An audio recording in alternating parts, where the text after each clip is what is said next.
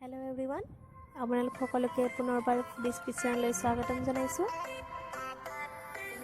আজি আমি বনাবলৈ লৈছোঁ মাছৰ কণী বেচনৰ সৈতে। আহক এতিয়া আমি ভিডিঅ'টো আৰম্ভ কৰোঁ। এয়া আমি পিঁয়াজ, জলকীয়া, ধনিয়া, আদা আৰু বেচন ৰেডি কৰি লৈছোঁ গোটেইখিনি।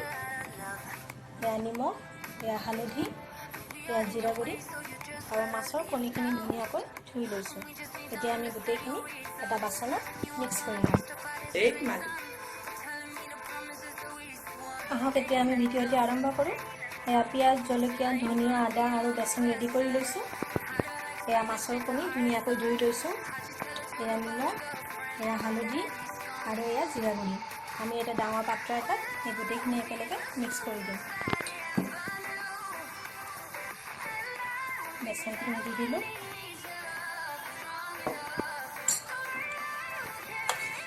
জলকীয়া দি দিলোঁ।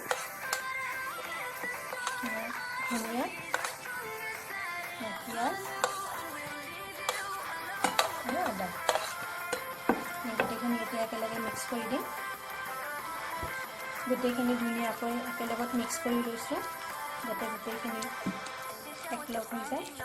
মিক্সাৰখিনি চাই যদি দৰকাৰ বুলি ভাবে অলপ বেচন আৰু দি দিব পাৰে। দি ধুনীয়াকৈ গোটেইখিনি একেলগে মিক্স কৰি দিব যাতে বেচনখিনি মিহলি হৈ যায়, ধুনীয়াকৈ গোট মাৰি নাথাকে। গোটেইখিনি ধুনীয়াকৈ মিক্স কৰি ল'লোঁ। এতিয়া নিমখ, হালধি আৰু জিৰা গুড়ি অলপ দি দিম। নিমখটো সোৱাদ অনুযায়ী দি দিব। গোটেইখিনি এতিয়া ধুনীয়াকৈ মিক্স কৰি দিম। গোটেইখিনি ধুনীয়াকৈ মিক্স কৰা হৈ গ'ল। এতিয়া এইখিনি ৰেডি হৈ গ'ল। এতিয়া আমি আনপিনে কেৰাহীটো গৰম হ'বৰ বাবে ৰাখি দিছোঁ। ইয়াত তেল গৰম হৈ গৈছে। এতিয়া আমি কাটা পিঁয়াজ এটা ইয়াত দি দিম।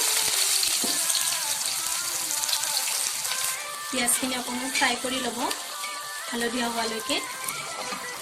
পিঁয়াজখিনি হালধীয়া হোৱাৰ পিছত কণী আৰু বেচনৰ মিক্সাৰখিনি ইয়াতে ঢালি দিব একেলগে। এতিয়া গোটেইখিনি ধুনীয়াকৈ একেলগে ফ্ৰাই কৰি থাকক।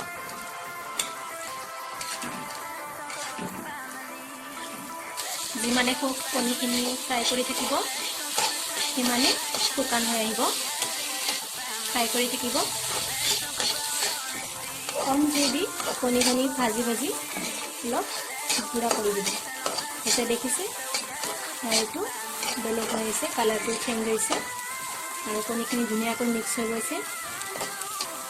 এয়া চাওক কণীখিনি ধুনীয়াকৈ ফ্ৰাই হৈ ৰেডি হৈ গৈছে।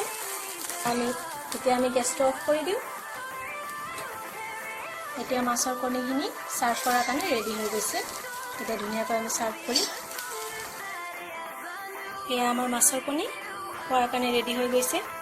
এয়া চাওক ধুনীয়া কালাৰ উঠিছে। খাবলৈও টেষ্টি হ'ব। আপোনালোকে ঘৰত ট্ৰাই কৰিব আৰু ভিডিঅ'টি কেনেকুৱা পালে জনাব বুলি আশা ৰাখিলোঁ। আৰু সকলোৱে লাইক, শ্বেয়াৰ এণ্ড ছাবস্ক্ৰাইব কৰিব বুলি আশা ৰাখিলোঁ। ধন্যবাদ।